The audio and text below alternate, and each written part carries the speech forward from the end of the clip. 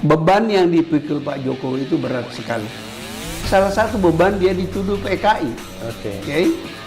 Dan alasan-alasan untuk menuduh dia itu ada. Tidak peduli itu relevan apa tidak.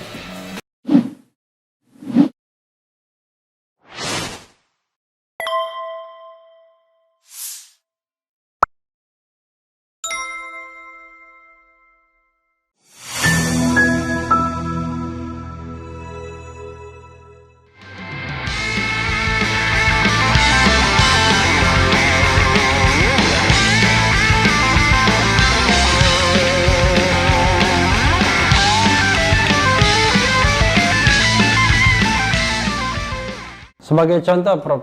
Salim Zaid ya, misalnya kan terkesan pemerintahan Jokowi ini sangat alergi sama kanan, gerakan kanan.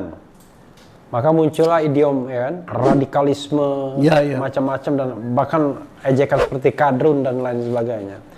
Kalau kita kaitkan dengan tadi ada orang-orang yang anak PKI dalam inner circle kekuasaan yang berusaha mempengaruhi, kan secara ideologis pasti mereka tidak suka dengan yang kanan kan?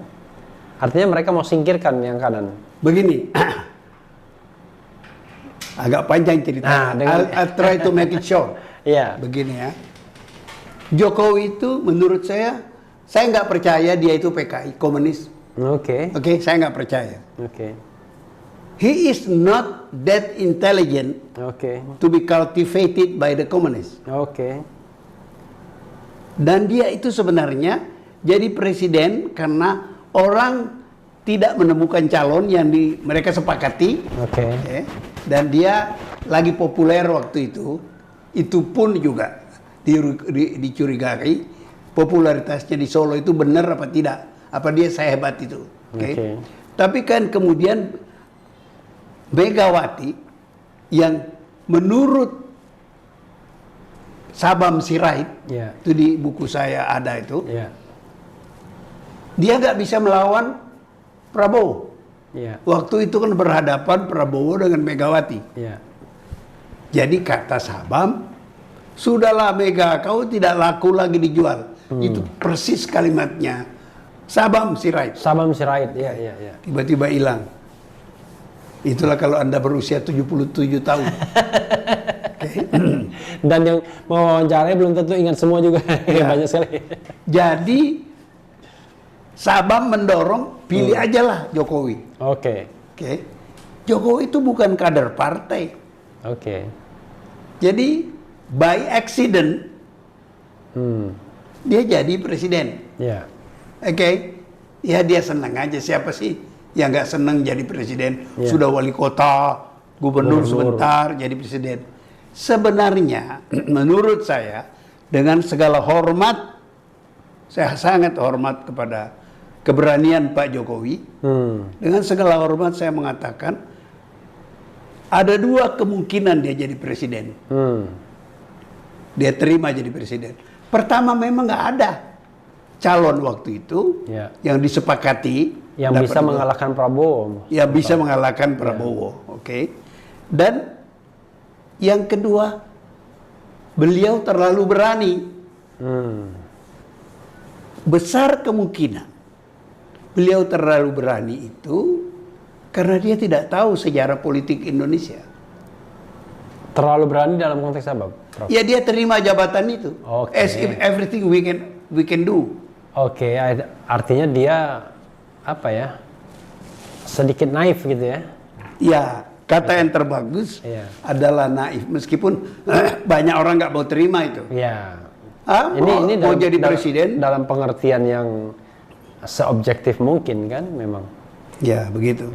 Jadi saya sayang, kasihan kepada Pak Jokowi karena dia terlalu berani menerima jabatan itu. It's too difficult for him. Even was difficult for Soeharto. Soeharto kan digulingkan. Soekarno digulingkan.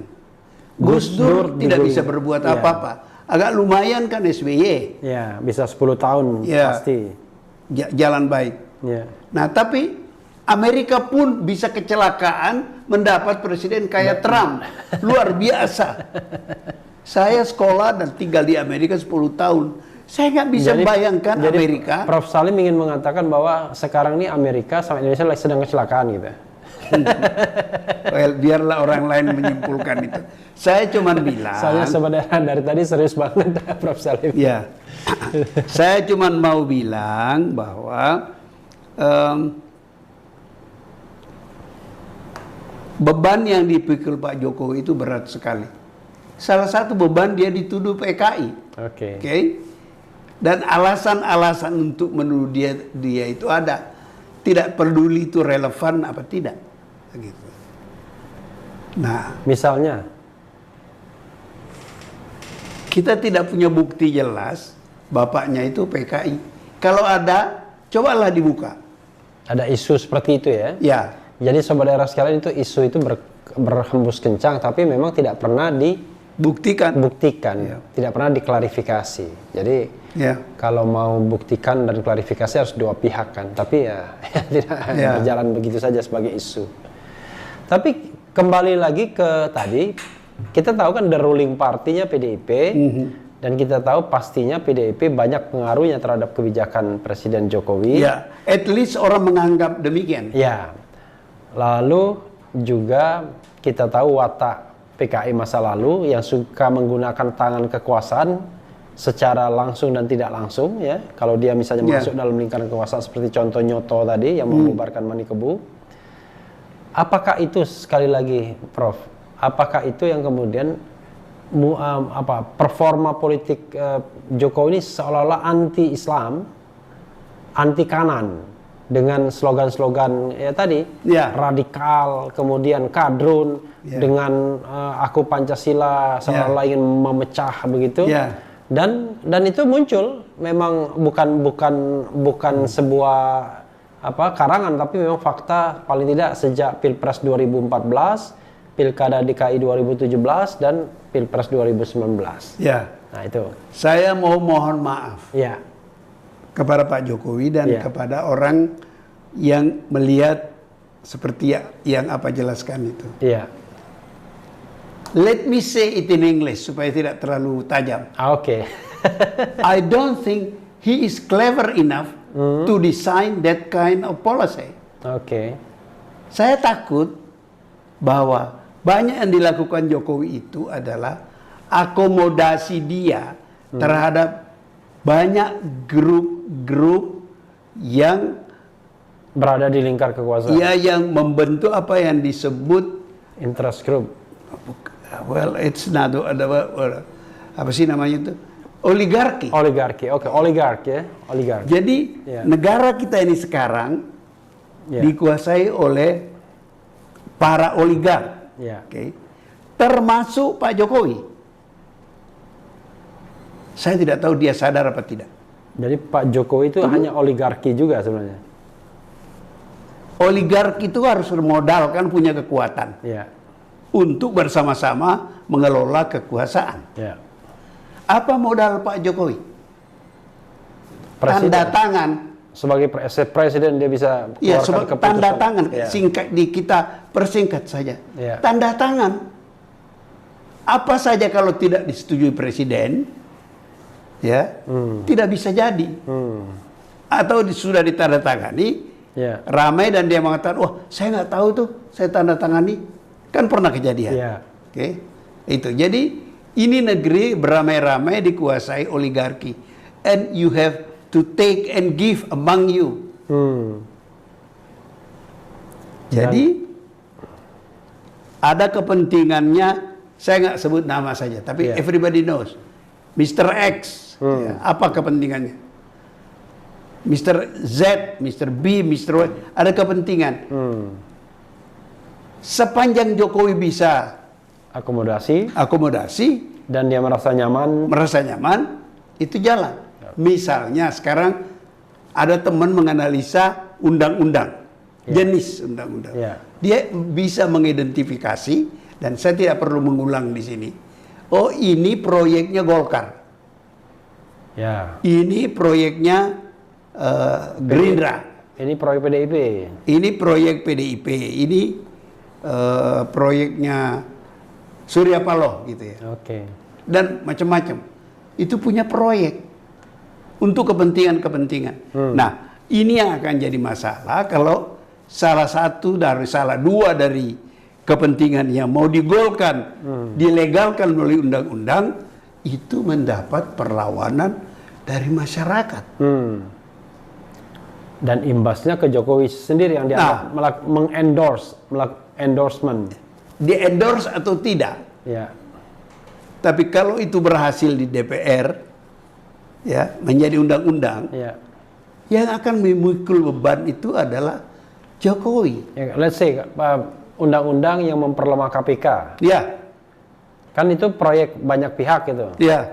Dan Pak Jokowi mengendorse itu dengan tanda tangannya. Nah, dia jadi sasaran kritik kan sekarang. Ya. Salah satu yang menarik kemarin, juru bicara KPK yang dulu kan mengundurkan diri. Ya, Febri Diansyah. Febri Diansyah. Ya. Dan dengan cepat itu ditafsirkan orang karena Jokowi telah memperlemah KPK. Padahal kembali kepada bahasa Inggris tadi. Dia tidak cukup. Ya. Itu kan satu tafsiran saya. Oke. Belum tentu benar. Ya. Oke. Dia mungkin punya kepentingan sendiri. At least kepentingan dia menyenangkan oligarki yang mendukung dia, Oke. yang berkepentingan melemahkan KPK. It's very difficult. Sekarang misalnya ya, kembali kepada isu G3 PSPI, Prof ya. Apa kira-kira relevansinya? Ngotot sekali nih, ada pihak yang ingin memutar film G3 PSPKI. Ya. Tapi di sisi lain, katakanlah kekuasaan ya, itu berusaha membloknya. Ya. Apa yang Anda mau dijelaskan? Iya. Apa keuntungan kerugiannya? Begini, Pihak yang mendorong itu, pihak yang ingin memblok itu. yang mau mendorong itu kan ketakutan sejarah dilupakan. Anda jangan lupa, sekarang sedang ada debat yang melibatkan Menteri Pendidikan Makarim, Ya, yang mau menghilangkan sejarah. yang katanya mau menghilangkan pelajaran sejarah. Apa sih kepentingan menghilangkan sejarah? Supaya dosa-dosa masa lalu Anda dihapus. Ya, Kalau Anda glorious di masa lalu, Ya. Anda nggak mau sejarah itu dihapus. Ya. Karena dengan itu Anda dikenang orang Ya. dengan baik. ya, Jadi Anda lihat kepentingan. Sejarah ini adalah alat politik. ya. Disadari atau tidak disadari, direncanakan atau tidak direncanakan. Nah, jadi yang mau film itu diputar adalah orang yang ingin rakyat tidak lupa. Yang kita lagi melawan lupa. Dan kalau menonton film itu memang ya PKI kiri sangat dirugikan Ya iyalah. dan Pak Harto sangat diuntungkan. Ya. Tapi kan tidak Dan nothing to do dengan era reformasi, mungkin itu juga yang menyebabkan Pak Jokowi malas jadinya. enggak. Dia tidak mendapatkan benefit. Tahun lalu Pak Jokowi nonton, jangan lupa itu. Tapi terpaksa kelihatannya itu. Ya, itu Karena nggak tidak enak. penting. Dia terpaksa apa tidak. Sebab dia tahu ada kepentingan yang di balik film itu diputar. Oke? Nah, yang nggak mau di film itu diputar, yaitu yang tadi, hapuskan sejarah. Karena sejarah itu merugikan kami. Begitu.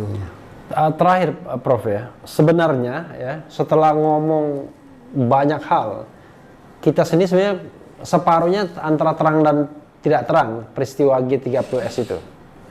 Karena banyak sekali argumentasi yang mengatakan ya firm PKI, tapi ada argumentasi lain yang tidak PKI. Hari ini juga sama, bahwa ada sejumlah argumentasi yang mengatakan PKI akan bangkit bahkan dengan gaya baru, tapi argumentasi lain mengatakan udah nggak laku. Bahkan di Cina pun sebenarnya bukan PKI, bukan komunis yang berkuasa, tapi sebenarnya duit yang berkuasa. Ya. Oke, ada dua masa yang saling pro dan kontra. Nah, untuk masa lalu, apa nasihat Prof? Ini sebagai closing statement untuk masa lalu yang tadi. Untuk masa sekarang, apa juga nasihatnya? Untuk masa lalu, Ya. kita harus belajar sejarah. Bahwa sejarah itu membuka tafsiran-tafsiran, silakan saja. Kempit. supaya sehat kita harus compete. Nah, compete itu apa sih? Bersaing. Bersaing. Bersaing di Berkompetisi. dalam berkompetisi di Iya. dalam memberi arti kepada sejarah. Oke. Sepanjang ada kebebasan. Ya harus ada kebebasan. Iya. Kalau nggak ada kebebasan tidak ada kompetisi. Iya. Oleh sebab itu kebebasan berpendapat harus kita pertahankan. Nah, kepada masa lalu adalah Anda tidak punya masa lalu kalau masa datang. Kalau Anda nggak punya masa lalu, you are condemned to repeat the mistakes of people before you. Gitu saya kira. As a matter of fact, saya memenuhi undangan Anda ini. Anda udah lama mengundang saya. Iya, sobat daerah sekalian, dalam beberapa kesempatan ngundang berkali-kali, tapi Prof. Salim Said menolak, merasa tidak enak dan lain sebagainya. Padahal beliau paham betul soal sejarah ini, dan rupanya beliau sekarang ingin reveal apa yang beliau ketahui. Silakan Prof. Ya, saya mau karena saya harap berkontribusi di dalam understanding kita kepada sejarah. Oke. Kalau ada orang merasa understanding saya salah, by all means silakan dibuka. Karena saya tidak punya kepentingan politik. Iya. Saya punya kepentingan negeri ini aman, tentram, jangan berkelahi terus dengan cara-cara kampungan. Jadi, silakan debat. oke. Dan saya kan tidak punya sikap. Berdebat cara kampungan itu adalah berdebatnya saling menghina. Ya, itulah. Atau mengutip sumber sejarah yang salah. Salah. Memperbodoh bangsa. Saya nggak mau memperbodoh bangsa. Atau hoax ya, itu ya. Nah, itu istilah kerennya kan hoax. Hoax ya. Ya, itu saja saya kira yang mengapa saya mau datang memenuhi undangan Anda. Jadi juga kalau di televisi ya jangan ada intimidasi juga untuk mengungkapkan sejarah yang sesungguhnya, Prof, Ya. ya. Kadang-kadang kan televisi banyak sekali larangannya. Larangan ini, larangan itu, sehingga generasi muda tidak bisa belajar sejarah sebenar-benarnya. Ya, Oke, Prof, ada lagi, Prof? Mungkin ya itu aja. Jadi hari-hari ini saya besok diundang. Sebenarnya sore ini saya diundang TV One, tapi karena sudah mau ke sini, saya bilang lain kali. Sebab besok saya diundang lagi TV One, ILC.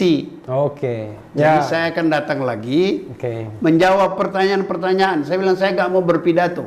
Oke. Kepada Anda kan juga saya katakan, Iya. saya nggak mau berpidato. Saya menjawab. So, saya sudah menulis Ya. dan sudah bicara banyak. Ya. Tapi mudah-mudahan dengan media sosial ini kan itu kan documented secara audiovisual, Ya, sehingga pemahaman generasi muda lebih bisa lebih komprehensif kan. mudah-mudahan. Karena kalau di televisi kan ada durasinya. Ya, Nah, makasih banyak Prof. makasih kembali. Mudah-mudahan sehat ya, Makasih. dan terus bisa memberikan pencerahan bagi bangsa ini, termasuk sejarah-sejarah yang masih kelam atau sengaja dikelamkan.